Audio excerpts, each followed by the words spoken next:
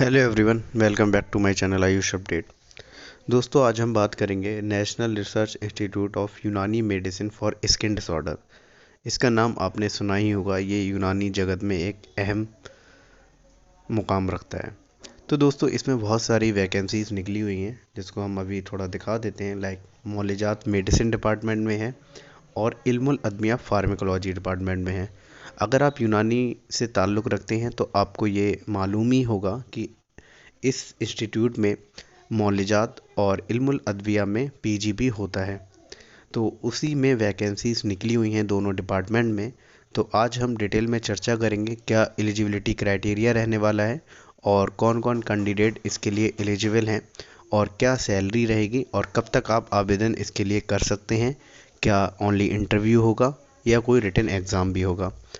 अगर दोस्तों आप इस चैनल पर नए हैं तो प्लीज़ चैनल को सब्सक्राइब कर लें और बेल आइकन को दबाना ना भूलें। तो चलिए दोस्तों, हम शुरू करते हैं। केंद्रीय यूनानी चिकित्सा अनुसंधान परिषद आयुष मंत्रालय भारत सरकार के अधीन, ये डायरेक्ट आयुष मिनिस्ट्री के अंतर्गत आता है।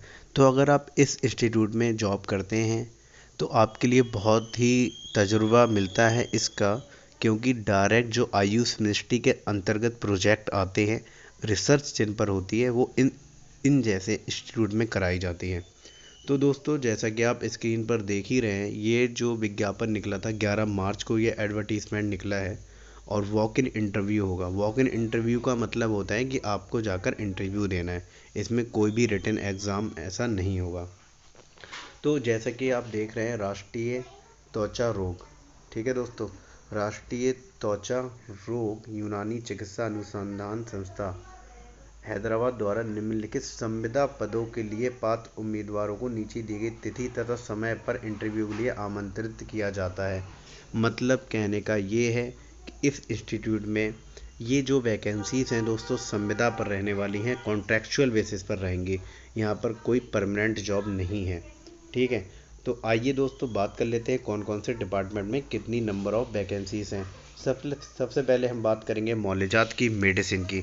मेडिसिन में अगर आप देखेंगे दोस्तों, सबसे पहला पद है प्रोफेसर, जिसकी नंबर ऑफ़ वैकेंसीज हैं 2, रीडर की है 1, लेक्चरर की है 1।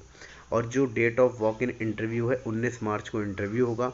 रिपोर्टिंग टाइम है सुबह 9:30 से 11:30 बजे तक, ठीक है दोस्तों। दूसरा डिपार्टमेंट है इल्मुल अदविया फार्माकोलॉजी। फार्माकोलॉजी में भी अगर आप देखेंगे तो प्रोफेसर की 2 पोस्ट हैं और रीडर की 1 है, लेक्चरर की 1 है। जो इल्मुल अदविया के लिए इंटरव्यू होगा दोस्तों, वो होगा 20 मार्च को। समय उसका वही रहेगा 9:30 से 11:30 बजे तक। और इसको थोड़ा यहाँ पे हिंदी दिया हुआ है, इंग्लिश वाला भी देख लेते हैं दोस्तों। यहाँ पे ये दिया हुआ है, essential qualification for the post of professor, reader and lecturer. Eligibility criteria क्या है? आप बैचलर डिग्री इन यूनानी फ्रॉम ए रिकोगनाइज यूनिवर्सिटी, जाहिर सी बात है आपके पास एक बैचलर डिग्री BUMS होना चाहिए। और सेकंड पे जो एलिजिबिलिटी क्राइटेरिया में मांगा गया है, अब PG क्वालिफिकेशन इन यूनानी इन द कंसर्न सब्जेक्ट। और हम आपको बता दें, अगर आप यूनानी जगत से ताल्लुक़ रखते हैं तो आपको ये बहुत पहले से मालूम होगा कि यूनानी में MD खासकर मौलिजात और इल्मुल अदविया में बहुत ज़माने से होता हुआ आ रहा है। तो इसके लिए तो वही कैंडिडेट एलिजिबल हो पाएंगे जो MD किए हुए हैं। A valid registration with the concerned state board या council where he is employed or a valid central or national register certificate issued by CCI या NCSM। और सेकंड नंबर पे ये है कि आपका वैलिड रजिस्ट्रेशन होना चाहिए। आप किसी भी स्टेट से ताल्लुक़ रखते हैं, फॉर एग्ज़ाम्पल अगर आप यूपी से ताल्लुक़ रखते हैं तो यूपी में आपका यूपी में रजिस्ट्रेशन होना चाहिए। और जो नेशनल NCSM के अंतर्गत अब रजिस्ट्रेशन होता है, पहले CCIM के अंतर्गत होता था, वो भी होना चाहिए। और दोस्तों, अगर हम सैलरी की बात करें, यहाँ पे सैलरी की बात करें तो प्रोफेसर पद के लिए 1,25,000, रीडर के लिए 1 लाख और लेक्चरर के लिए 85,000 सैलरी यहाँ पे रहने वाली है, जो कि स्टार्टिंग के पॉइंट ऑफ व्यू से हम देखें तो बहुत ही एक अच्छी सैलरी मान सकते हैं यूनानी के हिसाब से। और दूसरा पॉइंट जो है, experience for the post of professor, reader and lecturer. अगर आप इन पोस्ट के लिए अप्लाई करते हैं, प्रोफेसर के लिए, रीडर के लिए या लेक्चरर के लिए, अगर आपके पास एज अ एक्सपीरियंस है, अगर आपने किसी कॉलेज में पहले पढ़ाया है एज अ लेक्चरर, या आप रीडर की पोस्ट पे रहे हैं या आप प्रोफेसर की पोस्ट पे रहे हैं, तो आपके लिए बहुत ही एक ये पॉजिटिव पॉइंट होगा, तो आपके सिलेक्शन के लिए मदद करेगा, ठीक है दोस्तों, ये भी होना चाहिए आपके पास। और सेकंड ए में जो है experience for the post of professor, इन्होंने कहा पोस्ट ऑफ प्रोफेसर के लिए आपके पास क्या क्या एक्सपीरियंस होना चाहिए, उसके हम डिटेल में बात कर लेते हैं। 10 year of teaching experience as regular teacher in concern subject, या 5 year teaching experience as associate professor या reader in regular basis in concern subject. कहने का मतलब ये है दोस्तों, अगर आपने किसी कॉलेज में ज्वाइन किया है, एज अ लेक्चरर ज्वाइन किया होगा और आप 10 साल से पढ़ा रहे हैं, मान के चलिए आपने मौलियात डिपार्टमेंट में ज्वाइन किया था, आप 10 साल से पढ़ा रहे हैं पिछले, या इल्मुल अदविया में आपने ज्वाइन किया था पिछले 10 साल से पढ़ा रहे हैं, तब आप डायरेक्ट एलिजिबल हो जाते हैं। अगर आप एज अ ज्वाइन किए थे एसोसिएट प्रोफेसर और आपको 5 साल हो गए कंसर्न सब्जेक्ट में पढ़ाते हुए, तब भी आप एलिजिबल हैं। दूसरा पॉइंट ये, 10 year of teaching experience as a regular teacher in post graduate teaching in the concern subject, या फिर आपके पास पीजी, जिन जिन कॉलेज में पीजीस था, बहुत सारे कॉलेजेस हैं यूनानी के जिनमें पीजी होता हुआ आ रहा है मौलियात और इल्मुल अदविया में, तो आपने अगर वहाँ अंजाम दिया अपनी खिदमत को, 10 साल तक आपने पढ़ाया, तो भी आप एलिजिबल हैं। ठीक है। और 10 year research experience as a full time, अगर आप CCRUM या RRIUM में तैनात थे और आपने रिसर्च में वर्क किया है, आपके पास 10 साल का एक्सपीरियंस है, तब भी आप इस पोस्ट के लिए एलिजिबल हैं, प्रोफेसर पोस्ट के लिए। ठीक है दोस्तों, इंस्टीट्यूशन और national accreditation board of testing and calibration laboratories NABL accredited research laboratory having qualified in the national teacher eligibility test and TET conducted by the NCSM of medicine. आपके पास NTET qualify होने चाहिए आप, और minimum of 5 research paper published. सबसे important बात यह है दोस्तों, जिन कैंडिडेट ने भी 5 पेपर पब्लिश किए होंगे, index journal, UGC care, PubMed, web of science, science citation index, Scopus, या minimum of 3 research article publish in the index journal and 1 published book. अगर आपने या तो 5 पेपर पब्लिश किए हों, या आपने 3 पेपर पब्लिश किए हैं और एक आपने बुक लिखी है, तो भी आप इसके लिए एलिजिबल हो जाएंगे बहुत ही अच्छे तरीके से। ये रिक्वायरमेंट क्राइटेरिया है। अगर जो कैंडिडेट इसको फुलफ़िल कर जाता है तो उसका सिलेक्शन तो डायरेक्ट हो जाएगा। अगर ये क्राइटेरिया फुलफ़िल नहीं होते हैं बाय द वे, तो जैसे जैसे लेवल कम होता जाएगा उस हिसाब से प्रीफरेंस मिलती जाएगी। Retired teachers fulfilling the above eligibility norm will be considered up to age of 65 years. अगर कोई रिटायर्ड टीचर है, फॉर एग्जांपल वो पहले गवर्नमेंट पोस्ट में थे और वो रिटायर्ड हो गए हैं, अगर वो इस पोस्ट के लिए अप्लाई करना चाहते हैं, लाइक प्रोफेसर पद के लिए, तो आपके पास जितना ऊपर क्राइटेरिया बताया गया है ये आपका फुलफ़िल होगा, तो आप इसमें ज़रूर अप्लाई कर सकते हैं। फिर नंबर 2 पे हम बात करेंगे एसोसिएट प्रोफेसर या रीडर के लिए क्या एलिजिबिलिटी क्राइटेरिया है। 5 year of teaching experience as a regular teacher in concern subject में आपने 5 साल टीचर के पद पे पढ़ाया हो, और 5 year of teaching experience as regular teacher in PG teaching में भी आप पढ़ा सकते हैं। और नंबर 3 पे पॉइंट जो है, रिसर्च में आपने अगर 5 साल अपनी खिदमत को अंजाम दिया है, तब भी आप इसके लिए एलिजिबल हो जाएंगे।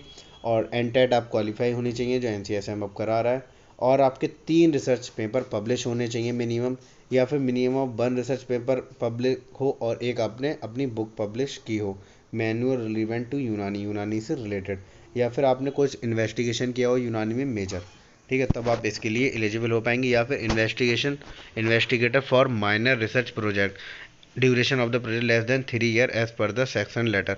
अगर आपने ऐसे प्रोजेक्ट में काम किया है जो 3 साल से कम का था और एक यूनानी जगत में अच्छा रिसर्च प्रोजेक्ट था, तब भी आप इसके लिए एलिजिबल हो जाते हैं।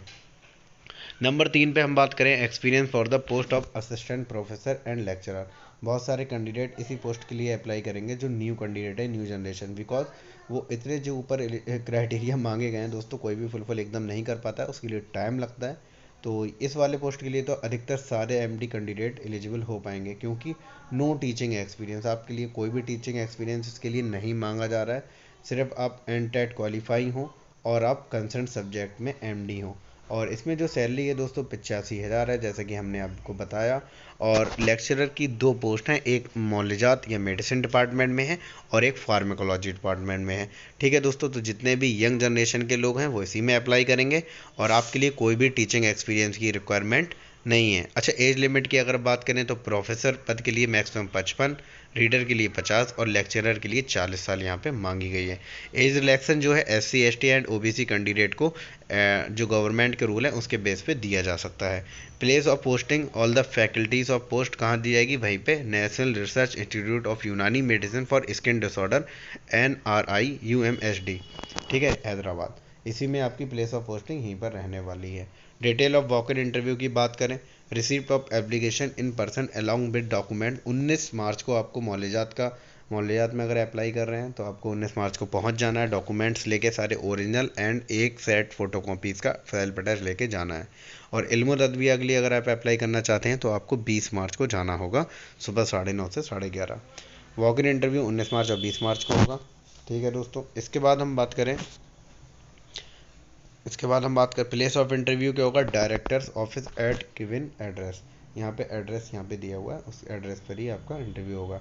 एप्लीकेशन प्रोसेस क्या है, the duly filled and signed application in the prescribed format यहाँ पे दिया हुआ है। हम आपको अभी फॉर्मेट पूरा दिखा देंगे। In person along with all the original document will self attached photocopies in support of the eligibility in the sequence and mention below. जिस तरीके से यहाँ पे मेंशन किया गया है डॉक्यूमेंट्स आपको किस सीक्वेंस में लगाने हैं, उसी सीक्वेंस में आप लगा के जाएँ। और आपको क्या करना है, eligibility in the second should be submitted in the office at above given address या on the date of walk in interview. देखो दोनों इन्होंने दिया है, should be submitted in the office at the above given address कर सकते हैं आपको वॉक इन इंटरव्यू जब होगा सुबह 9:30 से 11 बजे। प्रिस्क्राइब्ड एप्लीकेशन फॉर्म जो अभी हम आपको दिखा देंगे, updated biodata, age proof, qualification proof, marksheet and degrees of UG and PG, valid registration certificate, experience certificate, proof of unique teacher code issued by NCISM, no objection certificate अगर आप कहीं job कर रहे हैं, list of publication index journal, 2 recent passport size photograph, any other relevant document to support the candidature. अच्छा, ये line जो लिखी होती है 11th लाइन सबसे ज़्यादा इंपॉर्टेंट होती है, खासकर हम किसी भी जॉब को लेने जा रहे होते हैं, क्योंकि अगर आपके पास ऐसे सर्टिफिकेट हैं जिनकी वैल्यू इन सारे सर्टिफिकेट के तो कॉमन हो गई, ये सारे सर्टिफिकेट तो सबके पास होंगे।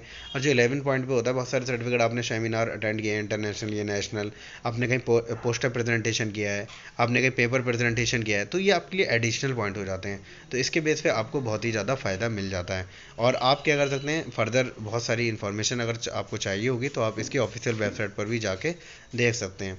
टर्म एंड कंडीशन क्या है दोस्तों, ये जो कॉन्ट्रेक्चुअल बेसिस पर जॉब ली जा रही है 1 साल के लिए ली जा रही है फिलहाल, और post are created and filled up to regular basis. तो the engagement shall be purely on contractual basis पे initially for the period of 1 year और till the post are created and fill up to the regular basis. कहने का मतलब ये जब तक contractual basis पर रहेगी, जब तक इसको रेगुलर बेसिस पे नहीं बनाया जाता, सिंपल सी बात है। Whichever is earlier and the term is extendable for the period are decided by the CCRM या NRI UMSD। अगर इसको जॉब को बढ़ाते हैं तो आगे भी इसको बढ़ाया जा सकता है। The appointee shall not be granted any claim right और रेगुलर अपॉइंटमेंट। आप जाहिर सी बात है कॉन्ट्रेक्चुअल बेसिस पर जॉब है तो आप इसके लिए कोई भी क्लेम नहीं कर सकते कि हम परमानेंट है।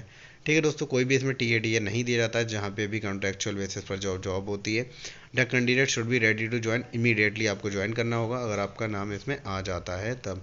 Application incomplete in any aspect will summarily be rejected. अगर आपकी एप्लीकेशन किसी भी फॉर्मेट में इनकम्प्लीट पाई जाती है तो उसको रिजेक्ट कर दिया जाएगा। ठीक है दोस्तों, बाकी कुछ इन्फॉर्मेशन जैसे कि फॉर्म आप देख सकते हैं, फॉर्म कुछ इस तरीके का रहेगा। Application for the post of, किस पोस्ट के लिए आप अप्लाई कर रहे हैं यहाँ पे आप भर देंगे। कैंडिडेट का नाम, फादर या husband name, address, date of birth, age and date of interview, gender, SC ST, mobile number, email ID and आपकी एजुकेशन क्वालिफिकेशंस। इसके बाद आप आ जाएंगे तो एक्सपीरियंस होगा, एक्सपीरियंस आप लगा देंगे जितने भी आपके हैं। पब्लिकेशन जर्नल के नाम, बुक की नाम कोई लिखी है तो आप वो लिख सकते हैं। डिटेल्स ऑफ एनक्लोजर, कौन कौन से डॉक्यूमेंट्स आपने लगा रहे हैं वो लगाइए।